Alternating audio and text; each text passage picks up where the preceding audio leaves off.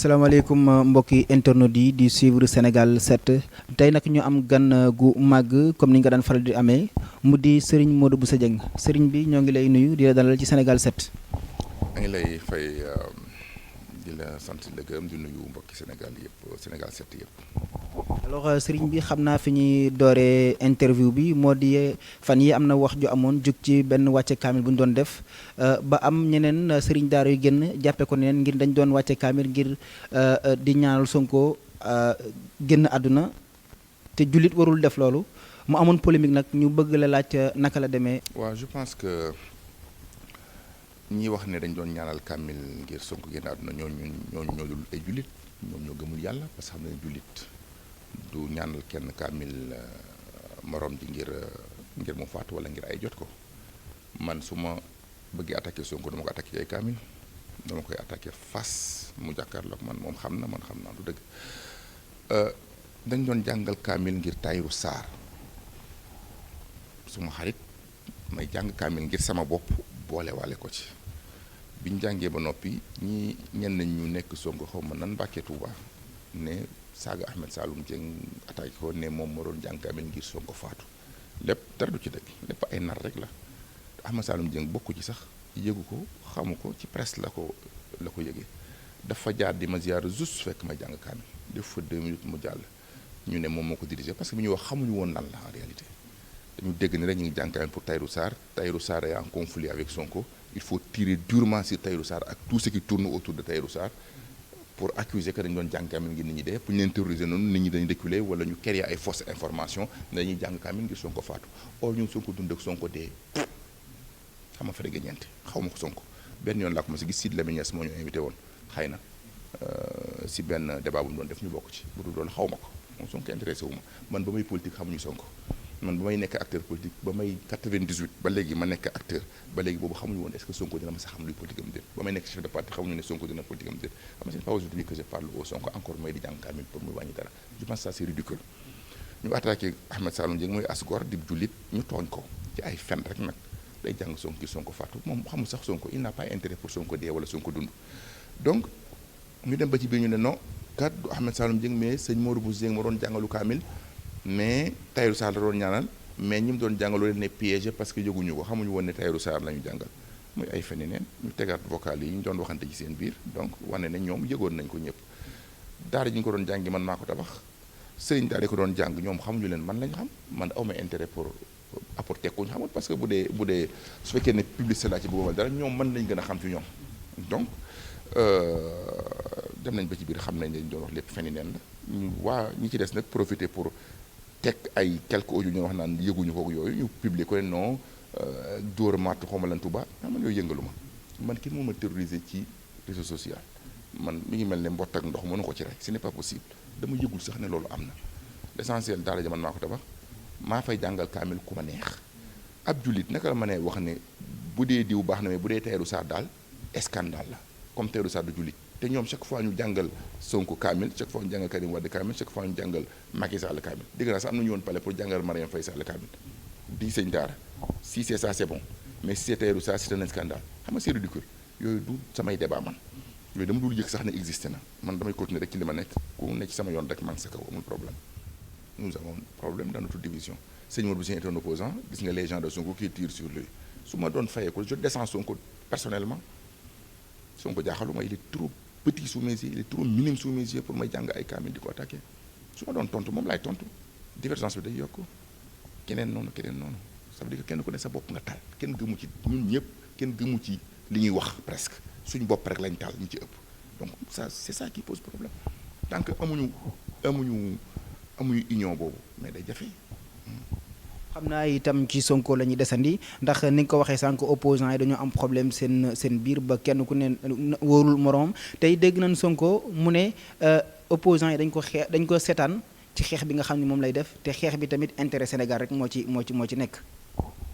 waaw mais moom it dafa am ay ñu réew ñu mu organisé ci réseaux sociaux yi ñuy saaga nit ñi ndey di saaga nit ñi ñëpp ñooñu la leen téye c'est à lui de le faire d'abord mais mënoo yor say xale ne ci suuf di xam ba ñuy saaga ka wax yu bon ba pare yow nga ne noo jàppale wuñu ma kenn du ko jàppale ñu ko seetaan.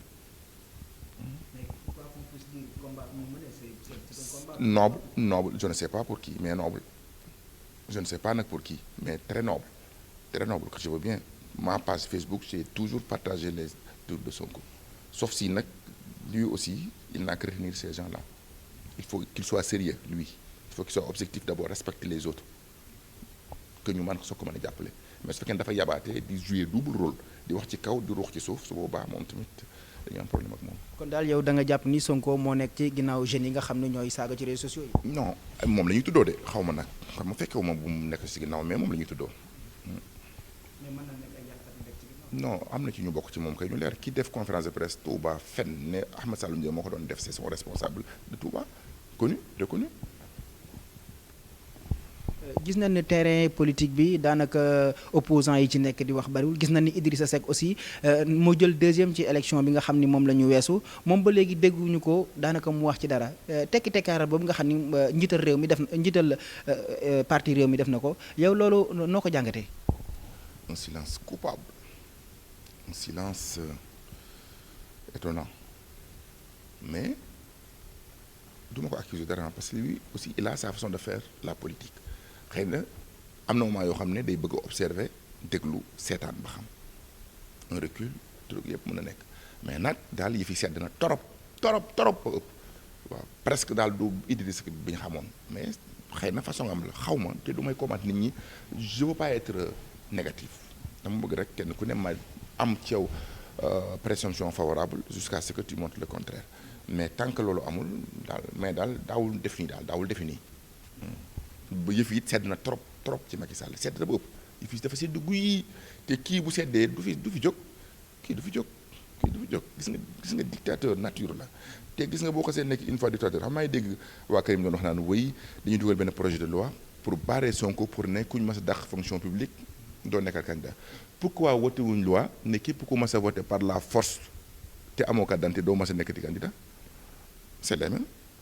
parce que ça montre que yow dictateur nga te dictateur baaxul ci askan bi dañu waxoon ne ku mas a wootee sans carte d'identité forcé dañuy dugal benn projet de loi doo nekkati candidat mais pourquoi ñu ne ko ñu dàq fonction publique mais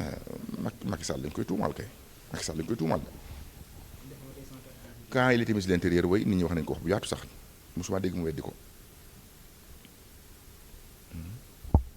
alors bu ñu sukkandikoo ci li nga wax ci Idrissa Seck sànq gis nañ ni bi élection bi jàllee Serigne mu dem nañ ziyaara ji ki nga xam ne moo di xalif général des Mourides mu ni leen damaa bëgg ci réew mi jàmm est-ce que tamit loolu taxul ñu observer benn silence. ku bëgg jàmm da ngay wax Macky Sall mi yori alal yi ñëpp doole yi ñëpp làmmiñ ñëpp muy def jàmm ji moom moo ko war a def moom la ñu war a wax muy def jàmm personne n'est responsable de rien c'est lui le président de la République c'est lui qui est le responsable de tout on adresse sur lui nañ ko corriger. nañ ko orienté nañ ko xelal mu bàyyi li mu nekk loolu mooy dëgg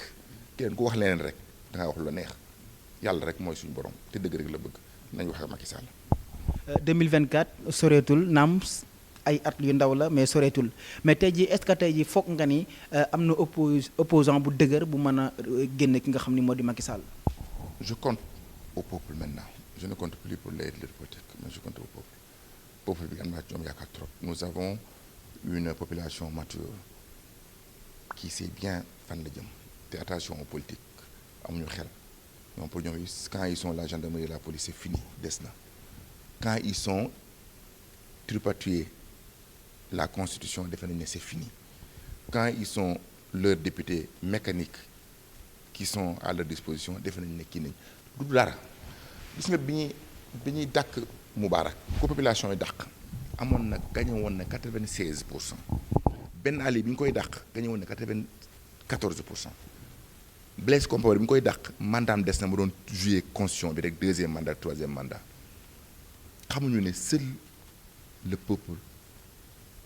est le souverain seule la volonté du peuple compte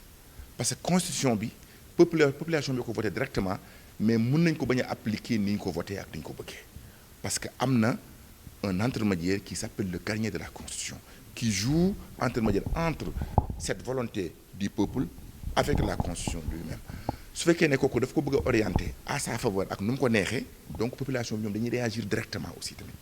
te seule la volonté du peuple compte ay constitution man ay mandat bi lii la il a gagné 89% 59% je compte toujours à la volonté du populaire à la volonté du peuple point